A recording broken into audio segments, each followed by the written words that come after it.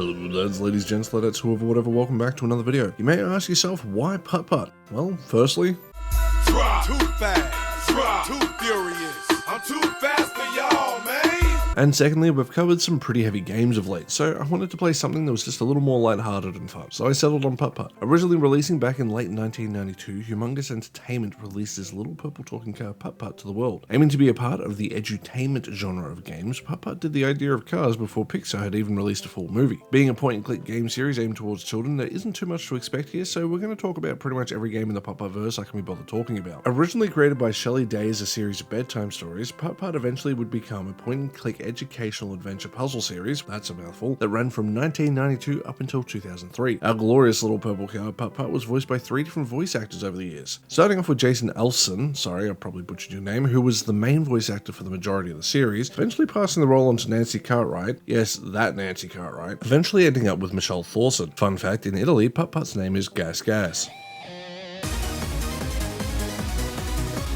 I had to do it.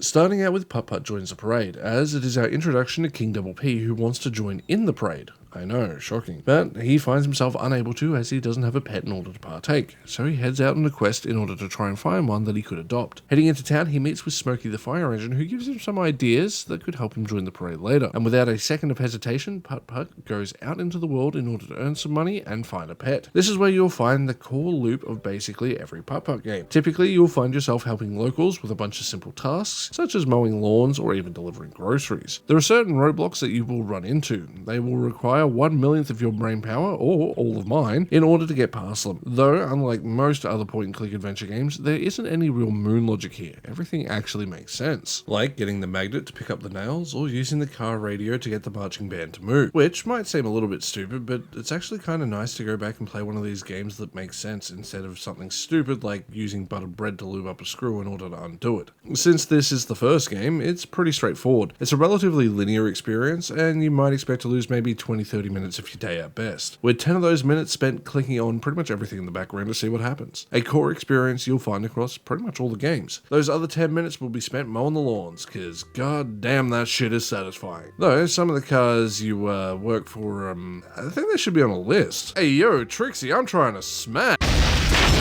Moving into the second game, Putt Putt Goes to the Moon, we take the childlike wonder and immediately turn it up to 11, with the game starting out with Putt the Plug wanting to make fireworks, and after a series of unfortunate events dissolving into him being rocketed into space, you can see how Humongous Entertainment wanted to keep the game more fun and fantastical. On his trip to the moon, you end up passing this guy. And you know what? Same. Being stranded on the moon, King Putt is forced to explore and interact with the locals in order to get home. This is where Go to the Moon takes a big step up overall from the first game instead of being strictly linear in its approach to solving problems. You actually get a lot more free reign to tackle the quest for the 5 items you require to get the rocket going, and it's a lot more fun for it. Also, the educational side of things here is a lot better. From teaching kids how to read grids thanks to the apartment building, to telling you what NASA don't want you to know.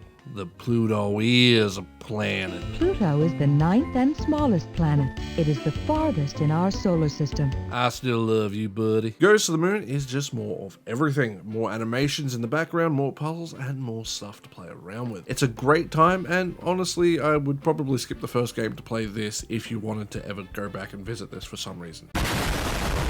You'll notice a quality improvement as we drift over to Putt Putt Saves the Zoo. At least out of everyone I know, this is typically the go-to Putt Putt game. The visual improvements are immediately apparent, and the overall animation quality has improved tenfold, while Putt Putt himself has transformed into his most iconic look, that more of a cartoon car compared to what we would see in the first 2 games. Teaching kids about the animal kingdom, all the while tasking them with saving the children of the adult animals, I would argue that this is the first game to have a real game plot. At least what I would expect out of a child's game, more so than it being a bedtime story. Having possibly the best minigame in the series with the ice hockey game, which is essentially just Pong, and I can see why people love this so much. To add to the game's depth, Humongous added in more adventure game logic, but not moon logic. Although it was technically on display since the first game, as Putt Putt would require items along with some simple back and forth traversal to solve puzzles, Saves the Zoo requires the player to use some basic logical thinking in order to solve its puzzles, which in turn actually helps elevate the core gameplay to a new level. Overall though, like Goes to the Moon, Saves the Zoo is another big step up for the series, and you could see that Humongous Entertainment was really starting to hit their stride at this point. Also, as an Australian, it's always funny to hear someone try to do an Australian accent or be an Aussie character within a video game. Especially this guy, because I feel like what he should be saying is more like, yeah, nah, I don't know what the I'm gonna lose me job, I don't wanna go on Centrelink. Having big shoes to fill, travels through time, sees Putt Putt having to save his pet dog Pep, who has been sucked through a time portal. Upon booting up the game, you'll notice a lot of callbacks to previous titles from the series. From the cow that Putt Putt has to honk his horn at in order to get it to move,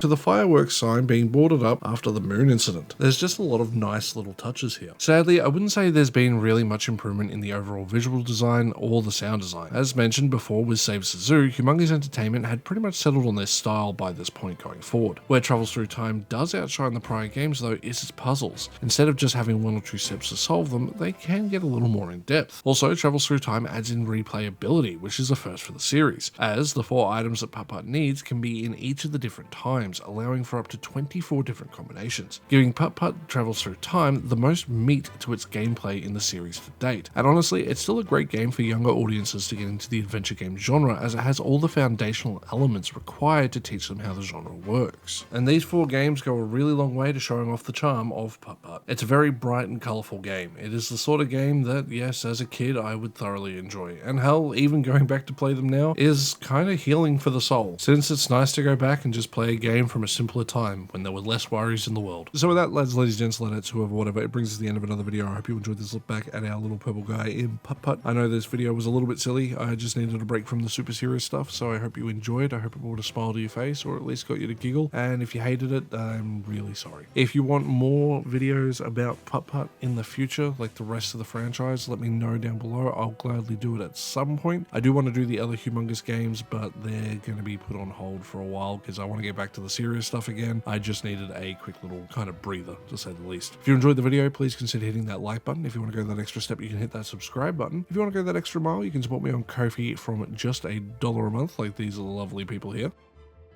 And with that, I hope you stay safe out there, and I'll see you guys in the next one. Bye.